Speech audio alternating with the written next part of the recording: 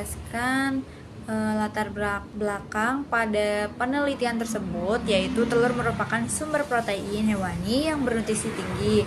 Namun, kualitas nutrisi telur dapat berubah berdasarkan pakan yang diberikan pada ayam petelur, yaitu konsumen semakin membutuhkan telur bergizi tinggi serta rendah kolesterol, serta biaya pakan yang tinggi, khususnya penggunaan jagung sebagai sumber energi, lalu mendorong pencarian bahan pakan alternatif yang lebih murah serta mudah didapat.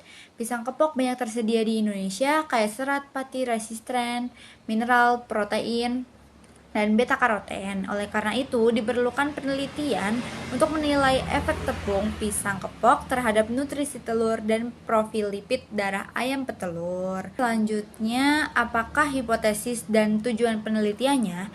Yaitu untuk hipotesisnya, substitusi tepung jagung dengan tepung pisang kepok sampai 20% akan meningkatkan kandungan nutrisi telur, terutama proteinnya.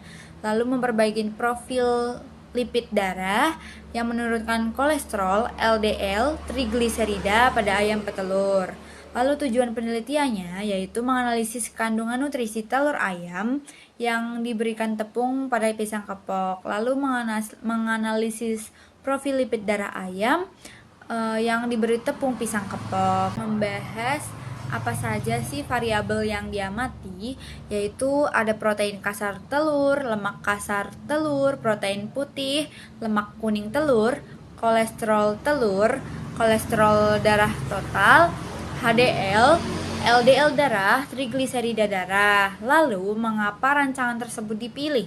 Dikarenakan alasan pemilihan rancangan RAL atau rancangan acak lengkap itu cocok digunakan ketika kondisi lingkungan ini homogen, seperti kandang baterai yang standar dan ayam dengan umur sama, yaitu sebesar umurnya yaitu dengan angka 58 minggu, yaitu untuk bertujuan sebagai mengetahui perbedaan antara level tepung pisang terhadap nutrisi telur dan profil lipid, sehingga RAL sangat sesuai untuk membandingkan rata-rata setiap perlakuannya. Jadi, apakah rancangan ini sesuai dengan tujuannya?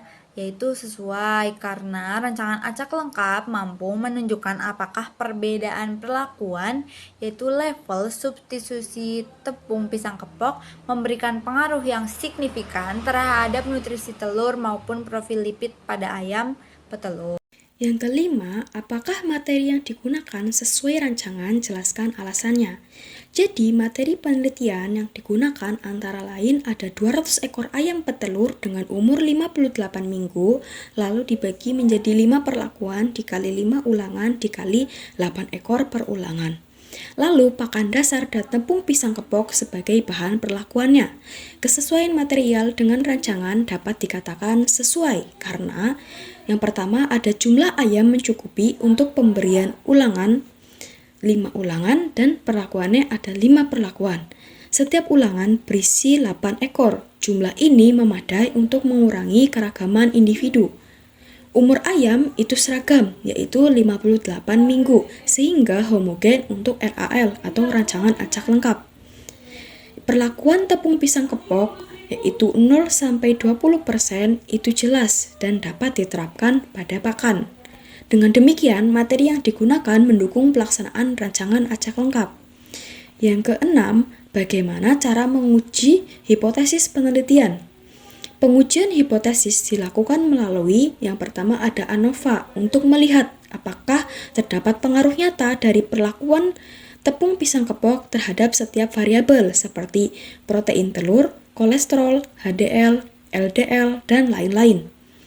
Yang kedua, jika ANOVA menunjukkan perbedaan nyata, maka dilakukan uji lanjutan seperti Duncan Multiple Range Test atau DMRT untuk membandingkan antar perlakuan secara spesifik. Dengan demikian, hipotesis bahwa tepung pisang kepok berpengaruh diuji melalui ANOVA dan DMRT. Yang ke-8, bagaimana kesimpulan penelitian? Jelaskan alasannya. Kesimpulan penelitian yang kami dapat dari jurnal bahwa tepung pisang kepok dapat digunakan sebagai pakan ayam petelur hingga 20% substitusi jagung. Penggunaan tepung pisang kepok hingga 20% meningkatkan protein telur dan menurunkan yang pertama ada lemak telur, yang kedua ada kolesterol telur, yang ketiga ada kolesterol darah, yang keempat ada LDL, yang kelima ada trigliserida. Jadi kesimpulannya protein telur meningkatkan signifikan pada perlakuan 20%.